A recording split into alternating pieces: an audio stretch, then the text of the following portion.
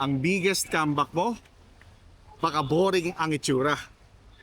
Akala ng marami, comeback dapat dramatic. Biglang viral, biglang angat, biglang milyon, biglang revenge story.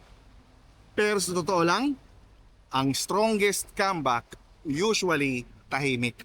Mas maaga gumising, mas maayos kang magdesisyon, mas disiplinado ka sa gastos, mas pili ka sa tao, mas konti ang sinasabi mo, mas marami kang tinatapos.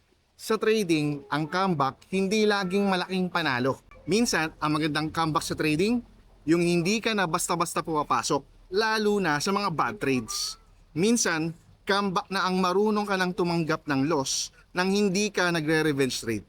Minsan, comeback na ang kalmado ka na. Sa personal life, same. Hindi mo kailangang i-announce sa mundo na nagbabago ka. Hayaan mong habits mo ang magsalita. Kasi minsan, ang pinakamalaking comeback, hindi maingay, malinis.